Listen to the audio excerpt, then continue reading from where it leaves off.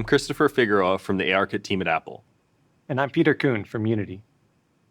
Unity has brought their engine and XR ecosystem to this new platform, making it simple for a Unity developer like yourself to easily bring your project over. Peter and I will show you how to build a fully immersive experience, like Rec Room here, using Unity workflows you're already familiar with. You'll start by creating an immersive space with a full immersive style. This allows your app to hide pass-through and transport someone to another world. In a fully immersive experience, Unity utilizes compositor services and gives your app the power of metal rendering capabilities. Unity also takes advantage of ARKit to recognize your body position and the surroundings, including skeletal hand tracking. Unity builds upon these technologies to provide the same services in the Unity engine. There are two main approaches for creating immersive experiences on this platform with Unity.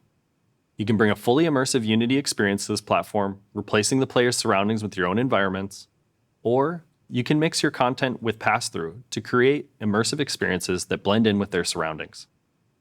If you're interested in the second approach, I recommend you check out Create Immersive Unity Apps. Now Peter will go over how these new Apple technologies help Unity developers bring fully immersive VR games to this platform. Thanks, Christopher. First, I wanted to start off by showing you Rec Room from Against Gravity. It's a popular VR social platform that allows users to create and play games and experiences with others from around the world. It's built on the Unity game engine, which provides a powerful and flexible platform for game development. I'll introduce you to some of those tools and technologies that will make it easier for you to bring your VR content to this new platform, just like Rec Room.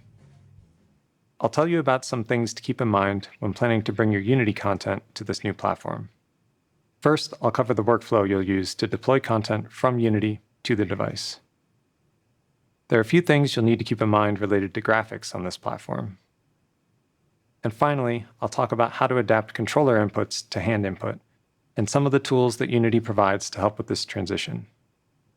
To start, there's a build and run workflow that you should already be familiar with. We've built full support for this platform into Unity, so you can see your projects running on this device in just a few steps.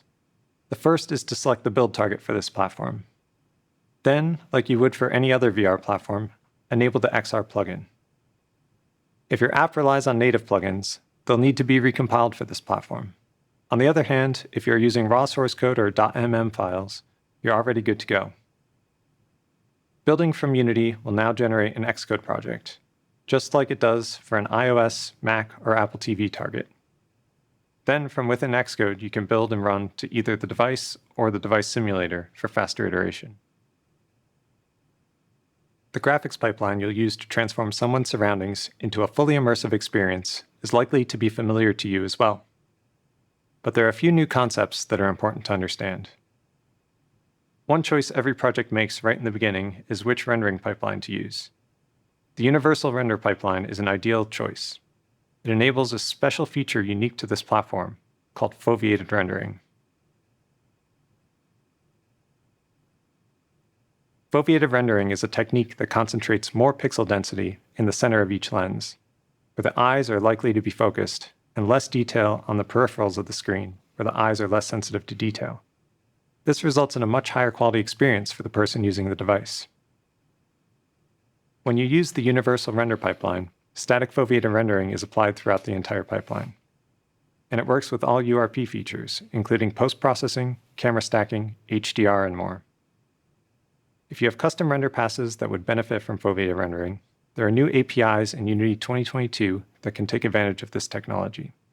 Since rendering now happens in a nonlinear space, there are also shader macros to handle that remapping. Taking advantage of static foveated rendering means you'll spend resources on the pixels that matter and produce a higher quality visual experience. Another way to optimize your graphics on this platform is by using single-pass instanced rendering. In Unity, single-pass instance rendering now supports the Metal Graphics API, and it will be enabled by default. With single-pass instanced rendering, the engine submits only one draw call for both eyes, and reduces the overhead of certain parts of the rendering pipeline like culling and shadows. This reduces the CPU overhead of rendering your scenes in stereo.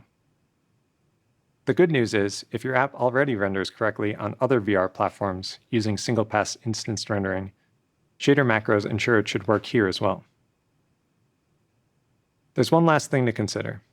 Make sure your app is writing to the depth buffer for every pixel correctly. The system compositor uses the depth buffer for reprojection. Wherever the depth information is missing, the system will render an error color as an indication. One example is the skybox, which normally is infinitely far away from the user, so it writes a depth of 0 with reverse Z. This requires modification to appear on the device. We've fixed all of Unity's shaders to write correct values to the depth buffer. But if you have any custom effects, such as a custom skybox or perhaps a water effect or transparency effects, ensure that some value is written to depth for each pixel. Now that you've rendered your graphics to the device, it's time to make them interactive. Interaction on this device is unique. People will use their hands and their eyes to interact with content. There are a few ways you will be able to add interaction to your Unity apps on this platform. The XR Interaction Toolkit adds hand tracking to make it easier for you to adapt existing projects. You can also react to the built-in system gestures with the Unity input system. And you can access the raw hand joint data for custom interactions with the Unity Hands package. The XR Interaction Toolkit, also known as XRI, provides a high-level interaction system. The toolkit is designed to make it easy to translate input into interactions. It works with both 3D and UI objects. XRI abstracts away the type of input, like hand tracking, and translates that input into actions that your app can respond to. This means your input code can work across platforms that accept different types of input. XRI makes it easy to respond to common interactions like hover, grab, and select, both in 3D space and in the UI for 3D spatial worlds. The toolkit also includes a locomotion system, so people can travel through a fully immersive space more comfortably. As people interact with your world, visual feedback is important for immersion. XRI enables you to define the visual reactions for each input constraint. The core of XRI is a set of base interactable and interactor components. Interactables are objects in your scene that can receive input. You define interactors, which specify how people can interact with your interactables. The interaction manager ties these components together. The first step is to decide which objects in the scene can be interacted with, and how to react when those interactions occur. We do this by adding an interactable component to the object. There are 3 built-in types. Simple marks the object as receiving interactions. You can subscribe to events like select entered or select exited with this component. With grab, when the object is selected or grabbed, it will follow the interactor around and inherit its velocity when released. Teleport interactables like teleport area and teleport anchor enable you to define areas or points for the player to teleport to. And you can create your own custom interactables. Interactors are responsible for selecting or interacting with the objects you've tagged as interactable. They define a list of interactables that they could potentially hover over or select each frame. There are several types of interactors. Direct interactors select interactables that are touching it. You would use one of these when you want to know when a person's hands touch an interactable object or when they are close to interactable objects.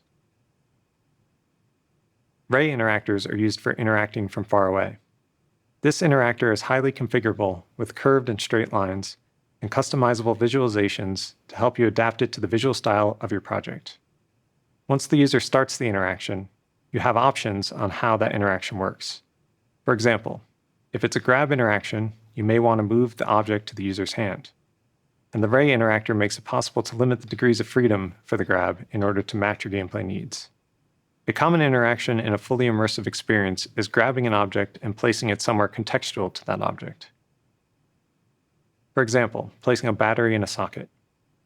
The socket interactor shows the player that a certain area can accept an object. These interactors are not attached to the hands, instead they live somewhere in the world. With hand tracking or even controllers, a common type of interaction that users naturally want to perform is the poke interaction. This is similar to a direct interactor, except that it includes direction filtering so that correct motion must be performed in order to trigger an interaction. If you want people to interact by looking, the gaze interactor provides some extensions to the Ray interactor to make gaze a bit easier to deal with. For example, gaze interactors can automatically make the colliders larger for interactables so that they're easier to select. To bring it all together, the Interaction Manager serves as a middleman between the interactors and interactables, facilitating the exchange of interactions. Its primary role is to initiate changes in the interaction state within a designated group of registered interactors and interactables. Usually, a single interaction manager is established to enable the possibility of all interactors affecting all interactables. Alternatively, multiple complementary interaction managers can be utilized, each with their own unique assortment of interactors and interactables. These managers can be activated or deactivated to enable or disable specific sets of interactions.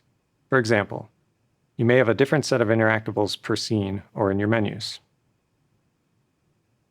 Finally, the XR controller component helps you make sense of the input data you'll receive. It takes input actions from the hands or a tracked device and passes it to the interactors so that they can decide to select or activate something based on that input. You will need to bind input action references for each of the XR interaction states, such as select. You're not limited to just one XR controller component per hand or controller, which gives us the flexibility to support both hands and controllers independently. Sample code that is bundled with XRI shows you how you can do this. In addition to the advanced features of XRI, you've also got the option of simply using the system gesture inputs directly from the Unity input system. You can then map the platform's built-in interactions, like tap gestures, to your own interaction system. You can use the binding paths from the Unity input system to access and respond to these system gestures. The pinch gesture, for example, comes through as a value when active, with position and rotation. These can be bound to input actions. Where the person is directing their focus comes through in the same frame as a pinch gesture, with position and rotation. For even more flexibility, you can use the Unity Hand subsystem to access all of the raw hand joint data from the system through the Unity Hands package. The Unity Hands package provides access to low-level hand joint data that are consistent across platforms.